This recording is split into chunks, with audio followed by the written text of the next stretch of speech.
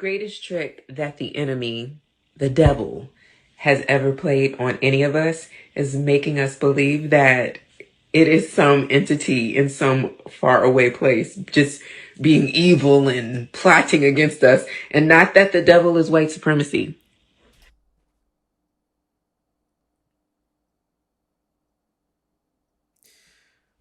We couldn't even make it 20 whole seconds into this video here, and we already at white supremacy. Okay. Let me just go ahead and run this back real quick. Dear ma'am, the greatest trick that the enemy, the devil, has ever played on you is to have you believe that God cares about your skin color more than the condition of your heart. Yeah, see, the greatest trick that the enemy, the devil, played on you, ma'am, was to have you worship at the throne of identity politics. You understand? See, when you start to make your complexion your God, that right there is an issue. Let us continue. Not that the devil is, not that you have an actual enemy. And this is the greatest trick, because part of the reason why conservative Christian Black people have been saying RIP to a known anti-Black racist. Y'all want to take a quick guess as to who she's talking about there? I'm not going to mention any names. But who could a pretend Christian Black woman, one of them ashwagandha, Wakanda forever types, who could she be talking about in reference to a white conservative Christian male who is now being accused, keyword accused, of being a racist, which he never was? Who may that be? Let me know in the comment section. Let us continue. Is because you don't think that's your enemy. That's who the Bible is talking about explicitly when it talks about your enemy. Your enemy came to devour you. Here God is gonna eat up his flesh on your behalf. And you praying. You praying. Good job, devil.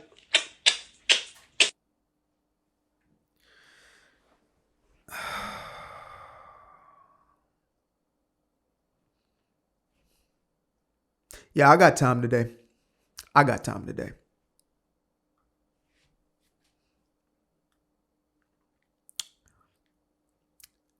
If y'all want to see deception, darkness, evil in its fullest fleshly manifestation, if y'all want to see what it looks like in person, y'all just saw it right there. And it just so happens to unironically have its cleavage out for the world to see, right? It just has to throw those out there as much as anything else. See, this right here is what deceit, deception, the lie looks like in real life. A woman hopping on camera, expressing to the world, more specifically to Christians, that their enemy is the white man. I don't know if I read a different book, if I am missing a chapter or two, but it seems to have missed me where anybody, Christ, all the way back to Moses, anybody mentioned the white man. I don't know. It must just be me. Maybe somebody out there can let me know an exact chapter, an exact scripture. Just give me a one-liner where it speaks of this so-called white supremacist. Now, here's the reality of things, right? We have dabbled into the world of the deceit, the world of the mentally unhinged, likely clinically insane. And now we can step into a little bit of truth. Let's go ahead and do that. So there was a man who left a legacy of godly foundational principles and common sense. That man's life was taken from us on September 10th, 2025 in Utah. More specifically, Utah Valley University campus. That is a man who preached against messages like this one that look to separate and divide us on the basis of our skin color. That's what that man left behind. Now, I don't know about y'all, but that to me sounds a little like a man who also was assassinated due to his beliefs in us coming together, regardless of our skin color. Yeah, this man that was taken from us recently just so happened to preach a message of unity on the basis of God's love. This individual here is doing the exact opposite. And this is what I have been seeing pouring out of the so-called wokety woke black folk community for the longest time at this point. And I am about sick and tired of it. Excuse my la France, but this Negro here is holding black people back. This mentality here, the fixation on race, more specifically, the white race being the biggest problem to people who happen to share my skin color, is one of the greatest lies that has made its way into your children's universities, into your children's high schools and middle schools and elementary schools, and has brainwashed them into believing that either they are the problem based upon the skin color they were born in, or that anybody who looks like that is their enemy. What sort of mentality do you think these people are going to have as they walk through life? Do you think that they're going to look at the white man and think to themselves, you know what? Maybe I can get along with that person if I just look past the petty differences. Maybe if I got over my, as Jason Whitlock would say, racial idolatry. Maybe if I just got over my racial idolatry, my worship of my skin color, perhaps I could actually see the humanity in my brother and my sister. Now, I've not been perfect when it comes to this. Lord knows I have not. I do my very best, and I can be as petty as the best of them. But I do know at the end of the day that you are not my enemy per se. Evil is. But I'm not looking to eradicate it in the way that a Tyler Robinson was told to handle the problem, in the way these Marxists and leftists are pushing as far as handling the problem. See, I know we happen to be in war with ideas. I know we happen to be in war with ideology. It is not flesh and blood, but it is principalities in high places, the unseen. I know that there are forces greater than what you and I can see that are at work, and it doesn't take much for you to go there. I mean, you can call yourself a non-believer through and through, but you can at the very least acknowledge that there are ideas that are controlling people's lives, like this one. She is controlled by the idea of the white man who is her quote unquote enemy. That is actually insane. And she uses it as a justification for her own hatred of an entire group of people. Does this sound familiar to you? Doesn't this almost sound like the very thing that she's blaming the quote unquote white man for? The white man? So I guess you just discount the black men or black boys, black women, black girls in your community who take each other out, execute each other in broad daylight on a daily basis throughout Baltimore, throughout Memphis, throughout Chicago, throughout DC before Trump made his way over there. I guess you would not necessarily equate that to evil, would you? I guess you wouldn't equate evil to, I don't know, unaliving babies at an unparalleled, disproportionate rate compared to every single other demographic on this planet. For every 4 black babies that are taken by their black mothers, 1 white baby is taken by hers, and 1 is too many for me. So imagine the 4. I got time today.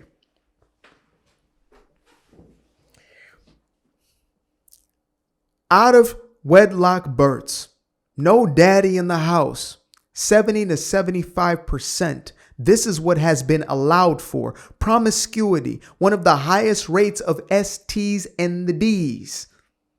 That right there would not be considered as evil or your enemy, would it?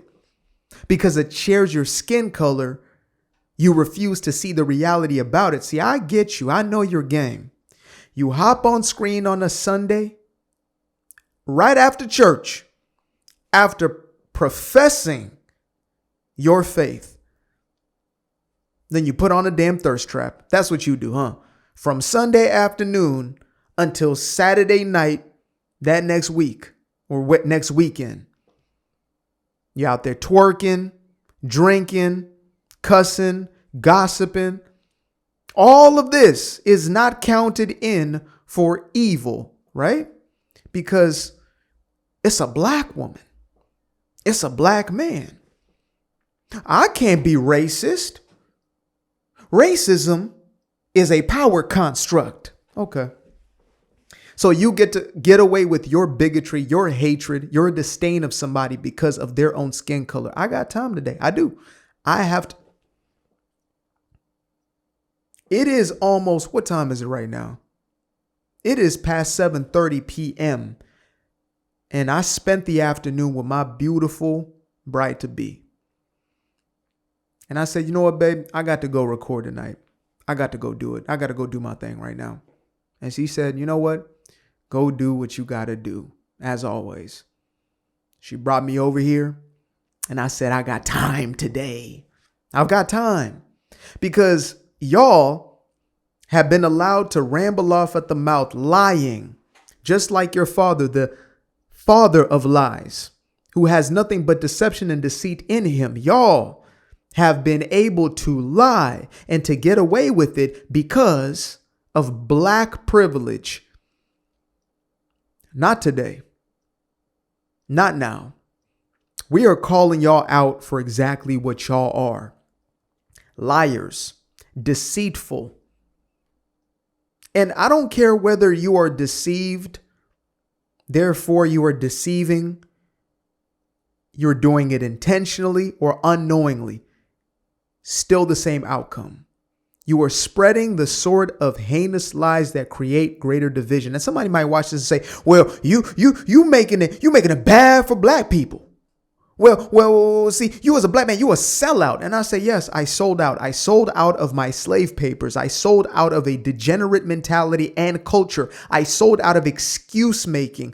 I sold out. You're absolutely right. And I am better off for it. You try to shame us. You try to keep us in a little corner of the Democratic plantation, a corner of the leftist plantation. You can't leave. You a black man. And I said, you know what? Yeah, I'm about done here. Yeah, my time is wrapped up here. I got nothing else left over here. I have nothing. I'm sick and tired of living the lie, being a part of the lie, perpetuating the lie, standing for the lie, pedestalizing the damn lie. I'm tired of it. Every single bit of the lie I am done with. It's time for the truth. And if that means I'm going to stand by myself, so be it. Now, it just so happens that a whole lot of folks who look just like this are waking up too. And that's been y'all worst nightmare. That's why you got to make videos talking about this right here. Black people have been saying RIP to a known anti-black racist is because you don't think that's your enemy. No, the black people she's talking about are free men and women who have been expressing their condolences for a man who had a greater impact on society than not. See, while y'all praised and worshiped at the feet of identity politics as a drug addicted criminal dies on camera, and y'all get 4 to 5 entire years of using and abusing the system, making the excuse of mourning this man, grieving this man who you would have cared for if he walked by you in the damn street. You wouldn't have cared.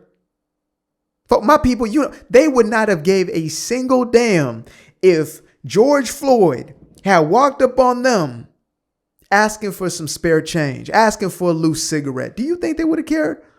Yet here he was being made a martyr. And I'm not to say any life is not as valuable as the next, but damn it, do we have to pretend that these two men had the same impact and yet you ask us to shut up? Okay, he's gone already. Stop it. You know how many people told me, when is this going to stop? I said, are you out of your rabbit mind? When is it going to stop? We're just getting started. The man lost his life. Man's life was taken. I can't keep using these euphemisms. The man was massacred, assassinated in front of all of us. Not even 9 days ago. Y'all got 4 to 5 summers of George Floyd. 4 to 5 summers. Nah, we're not forgetting. We're not forgetting anybody now. We're continuing to bring it up. Austin Metcalf, you're back in the conversation. Because enough is enough. And again, I told y'all, once this transformation took place, for my folks who have been here, been 10 toes down, I came from Aquarius Wave, and this is me. This is Tinashe Peter. This is who I was born as and born to be. Tinashe as in God is with us, and Peter as in that rock, steadfast. I'm not moving. I'm not budging, not even a little bit. We're here for it. So, yeah, sis, we're going to pray for you regardless, because that's how we move.